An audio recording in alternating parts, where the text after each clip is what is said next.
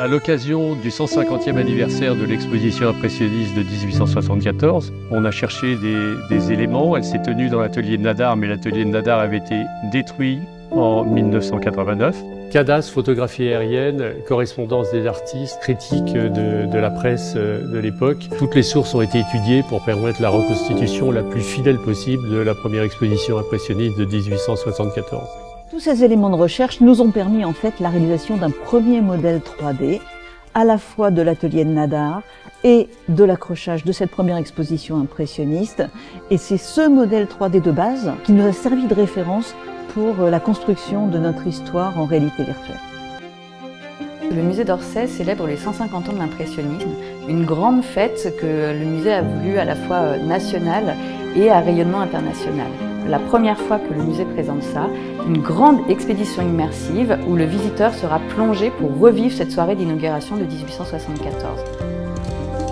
C'est une première mondiale, il n'y avait aucune image de cette exposition, maintenant elle existe.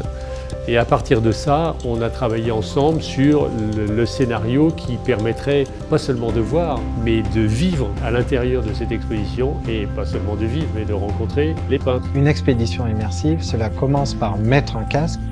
Côté équipement, on s'équipe comme quand on part en expédition, mais très vite on oublie cet équipement, donc on va pouvoir déambuler librement dans ces lieux reconstitués.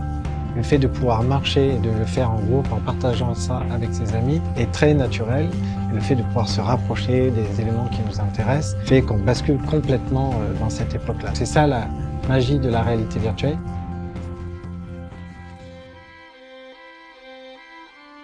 Si la fonction d'un musée comme Orsay est bien sûr de mettre en avant les œuvres d'art elles-mêmes, c'est aussi un musée qui traite d'une période, le second 19e siècle, une période incroyable d'inventivité scientifique, technologique. C'est une manière aussi de faire découvrir ces techniques à un public plus traditionnel. C'est une manière tout autant de faire venir un public friand de ces expériences dans un musée, lui, qui présente des œuvres d'art. C'est une expérience grand public, mais que ne renieront pas les scientifiques, tellement c'est fondé sur des recherches précises dans l'accrochage, les lumières, les costumes. L'intérêt de notre travail de reconstitution, c'est non seulement on fait une modélisation, mais ça s'accompagne effectivement par une recherche visuelle, esthétique, de savoir à quoi ressemblait le bâtiment. C'est pas que les volumes, c'est aussi les matières, les couleurs, les textures, les brillances, comment le bâtiment est orienté, par où vient la lumière, pour essayer de s'approcher au plus près de l'aspect et du ressenti que l'on avait à la perception de ce bâtiment, que ce soit intérieur ou que ce soit extérieur. Nous, co-commissaires, avons été consultés à chaque étape de l'élaboration du projet. Pour l'expédition immersive, c'est accompagner les équipes pour reconstituer les espaces, l'accrochage, la présentation des œuvres.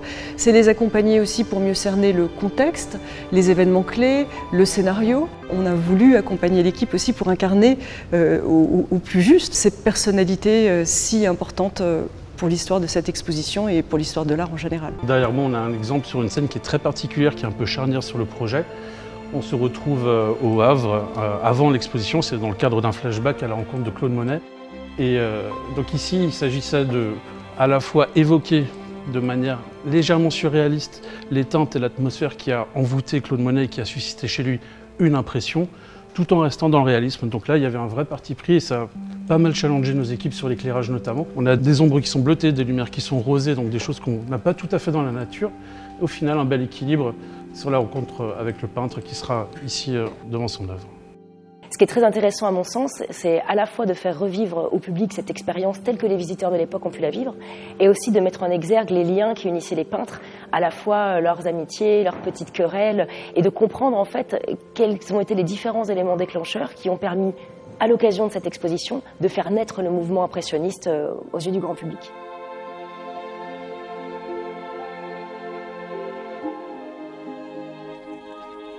Je trouvais que le graphisme était vraiment magnifique, très bien travaillé, les couleurs.